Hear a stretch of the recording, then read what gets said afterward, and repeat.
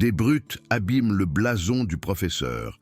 Elles ignoraient qu'elle était ancienne militaire. Léa Dubois avait toujours été le genre de personne à se fondre dans le décor.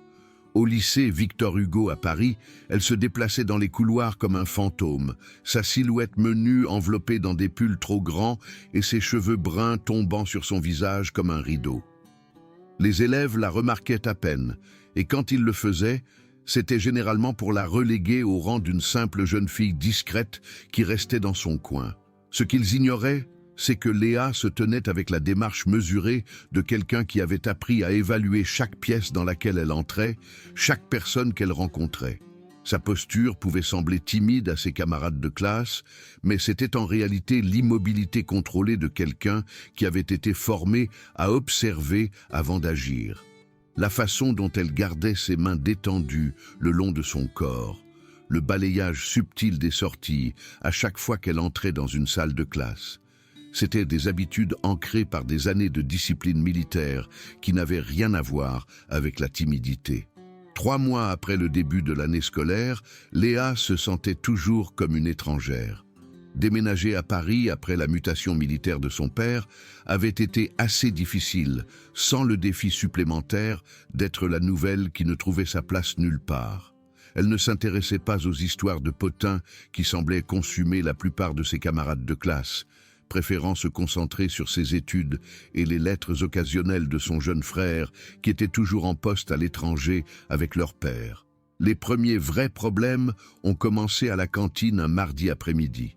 Léa était assise seule à une table dans un coin, mangeant tranquillement son déjeuner tout en lisant un livre sur l'histoire militaire, quand elle a entendu la voix familière de Théo Lemaire résonner dans toute la pièce. Théo était tout ce que Léa n'était pas, grand, bruyant et apparemment magnétique pour tous les autres élèves de l'école. Il jouait au rugby et avait cette confiance naturelle qui vient du fait de ne jamais avoir à remettre en question sa place dans le monde. « Regardez la nouvelle », a dit Théo, assez fort pour que la moitié de la cantine l'entende. « Toujours en train de manger seul, je vois. C'est quoi ce livre? Comment se faire des amis ?» Ses compagnons, Maxime Dubois et Antoine Garnier, ont ri en chœur, leur voix résonnant dans la pièce comme une meute de hyènes. Léa n'a pas levé les yeux de son livre, mais sa mâchoire s'est serrée presque imperceptiblement. Elle avait déjà eu affaire à des brutes, dans les différentes écoles qu'elle avait fréquentées pendant les différentes affectations de son père. La meilleure stratégie était toujours de les ignorer, de leur refuser la réaction qu'ils recherchaient. Mais quelque chose dans la voix de Théo, la façon arrogante dont il parlait comme s'il possédait toute l'école, a fait que ses doigts se sont légèrement crispés sur les bords de son livre. « Je te parle », a continué Théo, sa voix prenant un ton tranchant quand Léa n'a pas répondu. C'est impoli d'ignorer les gens quand ils essaient d'être amicaux. Maxime, un garçon trapu avec des bras comme des troncs d'arbres, a ajouté « Peut-être qu'elle ne nous entend pas, peut-être qu'elle a ses bouchons d'oreilles de l'armée. » Le commentaire a provoqué davantage de rires à leur table, et Léa a senti la chaleur lui monter aux joues. Il ne connaissait pas ses antécédents militaires, mais la façon désinvolte dont il s'en moquait la piquait plus qu'elle ne s'y attendait. Pourtant, elle est restée silencieuse, tournant une page de son livre avec un calme délibéré. Cela n'a fait qu'irriter davantage Théo. Il s'est levé de sa table, sa chaise grinçant bruyamment contre le sol, et a commencé à marcher vers elle. La cantine est tombée dans ce genre de silence particulier qui se produit lorsque les élèves sentent le drame approcher. « Hé, je te parle », a dit Théo, maintenant debout, juste à côté de sa table. Il a tendu la main et a fait tomber le livre de ses mains, le faisant rouler sur le sol. « Quand quelqu'un essaie d'être gentil, tu devrais répondre. » Léa l'a regardé pour la première fois, ses yeux bruns rencontrant les siens, avec un regard fixe qui l'a mis mal à l'aise. Il y avait quelque chose dans son expression, pas de la peur, pas de la colère, mais une sorte d'évaluation qui lui donnait l'impression d'être jaugé par quelqu'un qui avait vu bien pire que des brutes de lycée. « Je t'ai entendu », a-t-elle dit doucement, sa voix portant un ton contrôlé qui rendait les mots plus intimidants que si elle les avait criés. « Je n'ai juste rien à te dire. Le rejet dans sa voix a clairement pris Théo au dépourvu.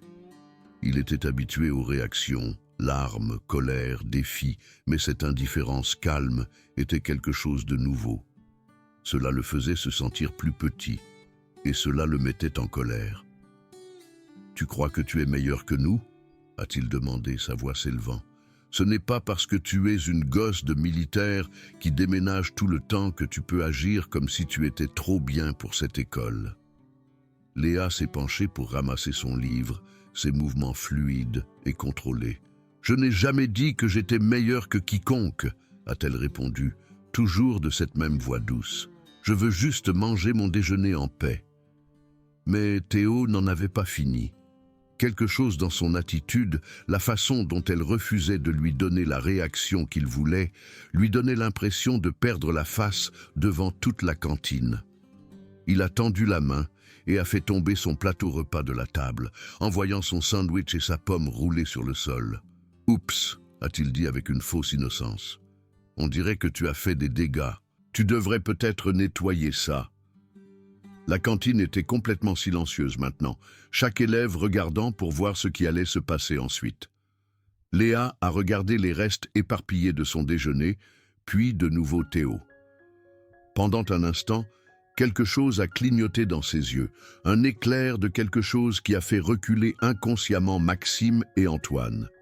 Puis c'est parti, et Léa était simplement de nouveau la nouvelle fille discrète.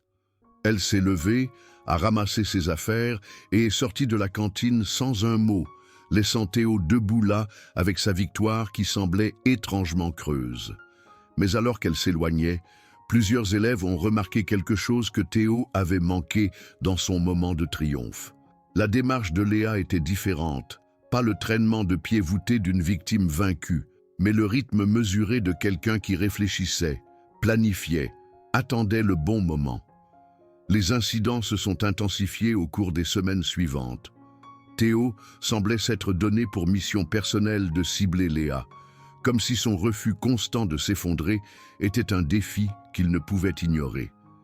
Il la heurtait dans les couloirs, toujours assez fort pour faire voler ses livres, mais jamais assez fort pour être qualifié d'agression. Il faisait des commentaires bruyants sur ses vêtements, sa nature discrète, son manque d'amis. Maxime et Antoine ont suivi son exemple, créant un triangle de harcèlement qui semblait entourer Léa partout où elle allait. Il la pressait à son casier, rendant impossible pour elle de récupérer ses livres sans les dépasser en se faufilant. Il réservait des places dans les cours qu'il partageait avec elle, puis déplaçait leur sac à dos à la dernière seconde, la forçant à s'asseoir au premier rang où tout le monde pouvait la voir. Les professeurs semblaient ignorer ce qui se passait ou peut-être choisissaient-ils simplement de ne pas le voir.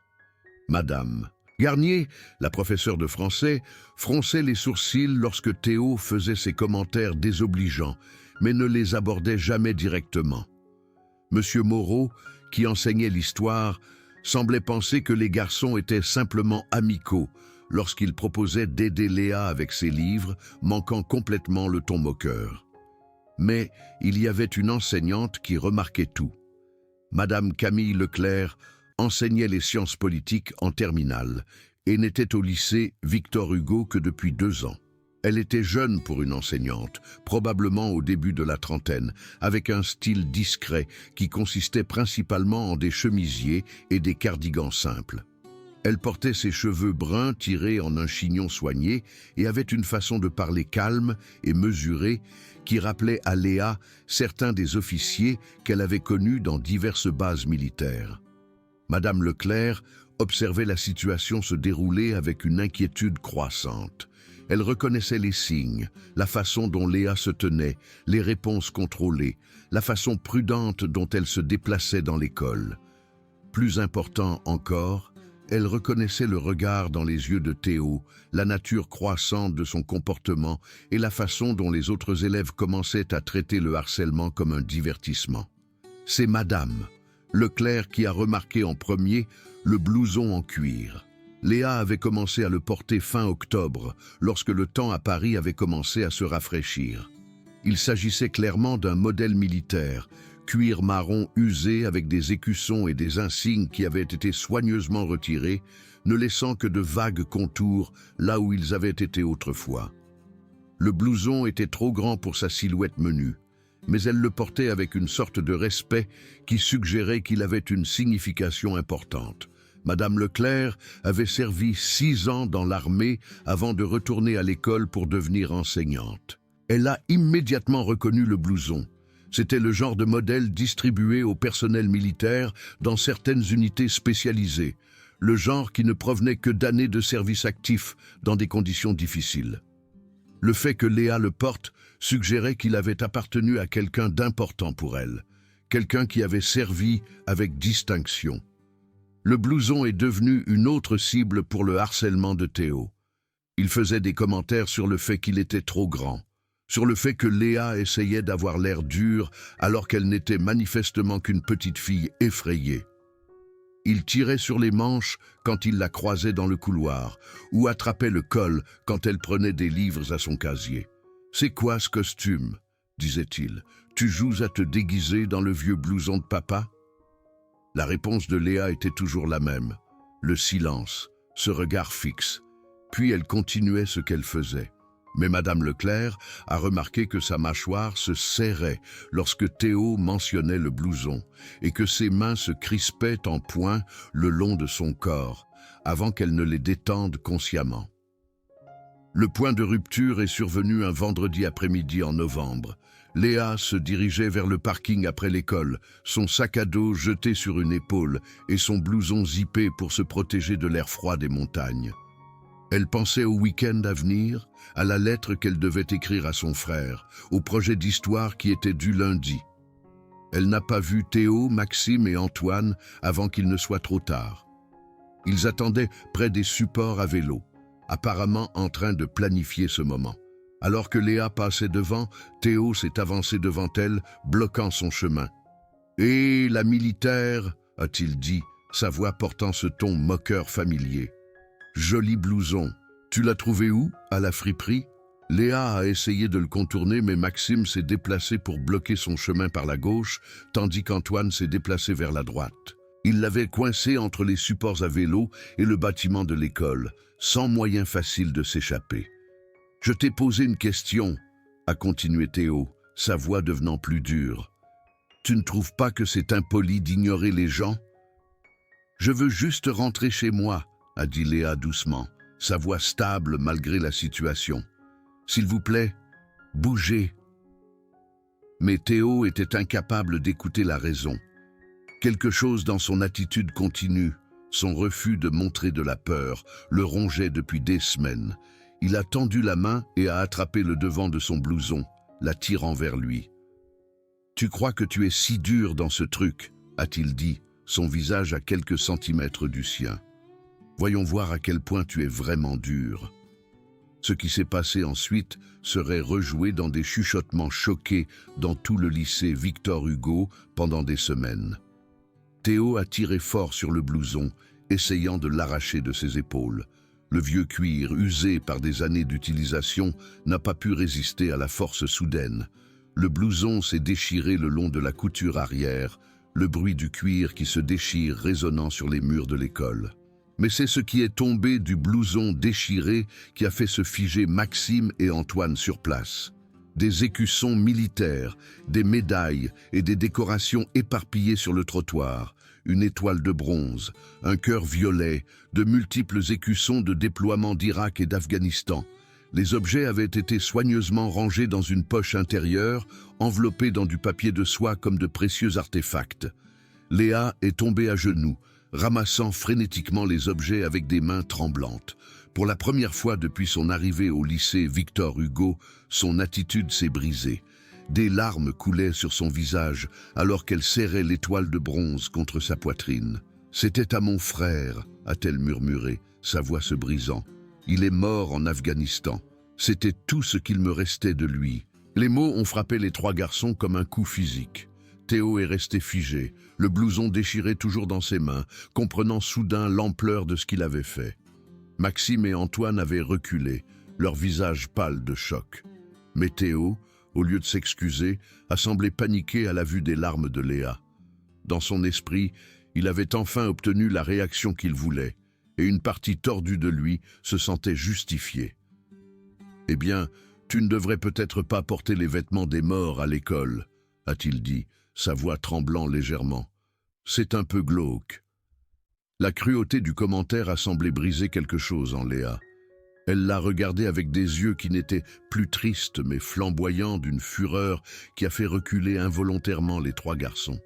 « Tu n'as aucune idée de ce que tu as fait, a-t-elle dit, sa voix basse et dangereuse. Aucune idée du tout. Elle s'est levée lentement, le blouson déchiré tombant des doigts engourdis de Théo. Alors qu'elle se levait, quelque chose de fondamental a semblé changer dans sa posture. La posture timide avait disparu, remplacée par l'attitude de quelqu'un qui avait été formé à se tenir au garde à vous, à affronter des ennemis bien plus dangereux que des brutes de lycée. « Tu veux en savoir plus sur ce blouson ?» a-t-elle continué, sa voix devenant plus forte à chaque mot. « Mon frère a mérité chaque écusson, chaque médaille. Il a fait 3 missions en Afghanistan, a sauvé 6 hommes d'une explosion d'IED et est mort en protégeant des gens qui ne pouvaient pas se protéger eux-mêmes. Il avait 22 ans. » Maxime et Antoine reculaient maintenant, sentant que quelque chose avait changé d'une manière qu'ils ne comprenaient pas. Mais Théo, que ce soit par choc ou par fierté obstinée, a maintenu sa position. « Et alors ?» a-t-il dit, bien que sa voix ait manqué de sa confiance habituelle. « Cela ne te donne pas le droit d'agir comme si tu étais meilleur que tout le monde. » Léa l'a regardé pendant un long moment, et quand elle a de nouveau parlé, sa voix était calme et contrôlée. « Tu as raison sur une chose. J'ai agi comme si j'étais meilleur que toi. Mais c'est parce que je suis meilleur que toi. Je suis meilleur que quelqu'un qui détruirait quelque chose, qui signifie tout pour quelqu'un d'autre, juste pour se sentir puissant. » Elle a commencé à marcher vers lui, et quelque chose dans son mouvement a fait écarquiller les yeux de Théo. Ce n'était plus la marche d'une victime, c'était l'avancée contrôlée de quelqu'un qui avait été formé pour neutraliser les menaces. « Tu veux savoir quoi d'autre ?» a-t-elle continué, avançant toujours. « Je me suis retenu tout ce temps, non pas parce que j'ai peur de toi, mais parce qu'on m'a appris que la force doit être utilisée pour protéger les gens, pas pour les blesser. Mais tu viens de franchir une limite que je ne peux ignorer. » Théo a finalement réalisé qu'il avait de sérieux ennuis. La fille qui marchait vers lui n'était pas la victime timide qu'il tourmentait depuis des mois. C'était quelqu'un qui bougeait avec la confiance fluide d'un entraînement intensif, quelqu'un dont le calme était bien plus effrayant que n'importe quel accès de colère. « Écoute, je ne voulais pas dire, » a-t-il commencé à dire, mais Léa l'a interrompu. « Si, tu voulais, » a-t-elle simplement dit. « Tu voulais me blesser, m'humilier, me faire me sentir aussi petite que tu te sens manifestement à l'intérieur. La différence, c'est que je sais comment gérer les brutes comme toi. » Elle était assez proche maintenant pour que Théo puisse voir la fureur contrôlée dans ses yeux. Sans avertissement, elle a bougé, pas avec les coups sauvages d'une adolescente en colère, mais avec les mouvements précis et économiques de quelqu'un qui avait été formé au combat au corps à corps. Son premier mouvement était simple mais efficace. Elle s'est placée à portée de Théo et a enfoncé son coude dans son plexus solaire, le faisant se plier en deux et le laissant haletant. Avant qu'il ne puisse se rétablir, elle a attrapé son poignet et l'a tordu derrière son dos, le forçant à s'agenouiller avec une prise de contrôle qui a envoyé une douleur fulgurante dans son bras. « Ça s'appelle une prise de soumission », a-t-elle expliqué d'un ton badin, comme si elle donnait une leçon. C'est conçu pour contrôler quelqu'un sans le blesser de façon permanente. Plus tu te débats, plus ça fait mal. Maxime et Antoine ont commencé à s'avancer, mais les yeux de Léa se sont fixés sur eux avec une telle intensité qu'ils se sont figés sur place. « Je ne vous le conseille pas, » a-t-elle dit calmement. « Je peux vous gérer tous les trois si je dois le faire, mais je préférerais ne pas le faire. Votre ami ici a appris sa leçon, n'est-ce pas, Théo ?» Théo haletait et essayait de hocher la tête, la douleur dans son bras indiquant clairement qu'il était complètement à sa merci. Autour d'eux, D'autres élèves s'étaient rassemblés pour regarder, leur visage montrant un mélange de choc et de fascination. « Je veux que tu comprennes quelque chose », a continué Léa, maintenant toujours la prise. « J'aurais pu faire ça à n'importe quel moment au cours des 3 derniers mois. J'aurais pu mettre fin à ton petit jeu le premier jour où tu as décidé de faire de moi ta cible. Mais je ne l'ai pas fait, parce qu'on m'a appris que la violence doit être un dernier recours, utilisé seulement lorsque toutes les autres options ont été épuisées. » Elle a relâché la prise et a reculé, permettant à Théo de s'effondrer, agrippant son bras. Mais elle n'en avait pas fini. « Lève-toi », a-t-elle ordonné, et quelque chose dans sa voix indiquait clairement que ce n'était pas une demande. Théo s'est relevé avec difficulté, son visage pâle et sa respiration toujours laborieuse. Léa s'est tenue devant lui, n'étant plus la fille discrète qui avait essayé de se fondre dans le décor. Elle était quelqu'un qui avait été formé pour prendre le commandement, pour projeter de l'autorité, pour faire écouter les autres. « Tu as détruit quelque chose qui appartenait à mon frère », a-t-elle dit, sa voix portant sur tout le parking. Quelque chose qui représentait son service, son sacrifice, son courage. Tu l'as fait parce que tu pensais que j'étais faible, parce que tu pensais que je ne riposterais pas. Elle a fait une pause, laissant les mots s'imprégner. Tu avais tort de penser que j'étais faible, mais tu avais raison de penser que je ne voulais pas me battre. Je n'aime pas blesser les gens, même les gens qui le méritent. C'est ce qui me sépare de toi. À présent, une foule s'était rassemblée. Les élèves qui avaient vu Théo terroriser Léa pendant des mois la voyaient sous un jour complètement différent. Madame Leclerc était également apparue, attirée par la commotion, mais elle n'a fait aucun geste pour intervenir. Elle reconnaissait ce qui se passait, pas seulement une bagarre, mais une leçon qui devait être apprise. « Je veux que tu ramasses chaque morceau du blouson de mon frère », a continué Léa, sa voix stable et autoritaire. « Chaque médaille, chaque écusson, chaque morceau de cuir. Et ensuite, je veux que tu t'excuses, pas auprès de moi, mais auprès de sa mémoire. » Théo avait l'air de vouloir argumenter, mais quelque chose dans les yeux de Léa indiquait clairement que ses options étaient limitées. Il s'est agenouillé et a commencé à ramasser les objets éparpillés, ses mouvements maladroits et désespérés. Maxime et Antoine sont restés figés, comprenant soudain que leur ami avait provoqué une bagarre avec quelqu'un de bien plus dangereux qu'ils ne l'avaient réalisé. La fille qu'ils avaient aidé à tourmenter pendant des mois n'était pas seulement discrète. Elle était contrôlée, disciplinée et capable d'une violence qu'ils ne pouvaient même pas imaginer. Alors que Théo lui tendait les objets ramassés, Léa les a pris avec un respect attentif. Elle a regardé chaque médaille, chaque écusson, comme si elle les voyait pour la première fois. Puis elle a regardé de nouveau Théo, et son expression s'est légèrement adoucie. « Mon frère m'a appris que la force ne consiste pas à dominer les autres », a-t-elle dit doucement. « Il s'agit de protéger ceux qui ne peuvent pas se protéger eux-mêmes. Il s'agit de défendre ce qui est juste, même lorsque c'est difficile. Tu pourrais en tirer des leçons. » Elle s'est retournée pour s'éloigner, puis s'est arrêtée et a regardé de nouveau les 3 garçons. « Ça s'arrête ici. Vous me laissez tranquille. Vous laissez les autres tranquilles. Et peut-être que vous apprendrez à quoi ressemble la vraie force. Mais si jamais, et je veux dire jamais, vous décidez de cibler quelqu'un d'autre comme vous m'avez ciblé, vous découvrirez que j'ai beaucoup plus d'entraînement que ce que vous avez vu aujourd'hui. » La menace a été proférée sur le même ton calme et contrôlé qu'elle avait utilisé tout au long de la confrontation, mais elle portait un poids qui a fait hocher rapidement la tête aux 3 garçons. Alors que Léa s'éloignait, la foule d'élèves s'est écartée devant elle comme de l'eau. La transformation était complète, n'étant plus la fille discrète qui essayait de disparaître, mais quelqu'un qui commandait le respect par la force, la discipline et l'autorité morale. Madame Leclerc l'a suivie, et lorsqu'elles ont été hors de portée des autres élèves, elle a parlé doucement. « Ton frère serait fier », a-t-elle simplement dit. Léa l'a regardée avec surprise, et Madame Leclerc a légèrement souri. « L'armée, 6 ans. Je reconnais l'attitude, l'entraînement, la façon dont tu as géré cette situation. Ton frère t'a bien appris. Il m'a appris que la force doit être utilisée pour protéger les gens, pas pour les blesser, a répondu Léa, reprenant ce qu'elle avait dit à Théo. Je ne voulais pas le blesser, je voulais juste qu'il comprenne. Et maintenant il comprend, a dit Madame Leclerc. Parfois, la seule façon de gérer une brute est de lui montrer qu'elle a choisi la mauvaise cible. Mais tu as fait quelque chose de plus important. Tu lui as montré que la vraie force vient de la retenue, du fait de savoir quand se battre et quand s'éloigner.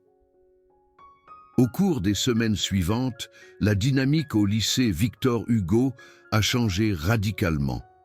Théo, Maxime et Antoine semblaient avoir perdu leur appétit pour l'intimidation, et les autres élèves ont commencé à traiter Léa avec un mélange de respect et de curiosité. Elle n'était plus invisible. Les gens savaient qui elle était et ce dont elle était capable. Mais plus important encore, elle avait trouvé sa voie. Elle a commencé à prendre la parole en classe, offrant des perspectives qui s'appuyaient sur son parcours unique. Elle a rejoint l'équipe de débat de l'école où sa capacité à rester calme sous la pression a fait d'elle une adversaire redoutable. Elle a même créé un groupe de soutien pour les élèves qui avaient subi de l'intimidation, leur enseignant certaines des techniques qu'elle avait apprises pour rester calme sous le stress. Le blouson déchiré était irréparable, mais Léa l'a fait encadrer avec les médailles et les écussons de son frère. Il était accroché dans sa chambre, un rappel du jour où elle avait appris à honorer sa mémoire non seulement en portant son blouson, mais en incarnant les principes qu'il lui avait enseignés. Théo, quant à lui, avait tiré une leçon qui resterait avec lui pour le reste de sa vie. Il a commencé à comprendre que la vraie force ne consistait pas à dominer les autres, mais à les élever. Il a commencé à faire du bénévolat dans un centre communautaire local, travaillant avec des enfants plus jeunes qui luttaient contre les mêmes problèmes auxquels il avait été confronté. La confrontation sur le parking est devenue légendaire au lycée Victor Hugo, mais pas pour les raisons que l'on pourrait attendre. Elle n'a pas été retenue comme une bagarre, mais comme une leçon de dignité, de retenue et de la véritable signification de la force. Les élèves qui avaient autrefois été des spectateurs de l'intimidation ont commencé à prendre la parole, inspirés par l'exemple de Léa. Et Léa elle-même avait découvert quelque chose d'important, que l'héritage de son frère n'était pas seulement dans les médailles et les écussons qu'il avait mérités, mais dans les principes qu'il lui avait enseignés.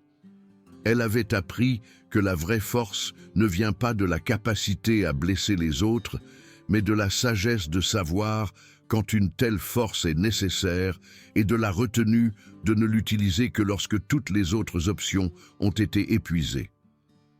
La fille discrète qui avait autrefois essayé de disparaître était devenue quelqu'un qui se levait non seulement pour elle-même, mais pour les autres qui avaient besoin de protection.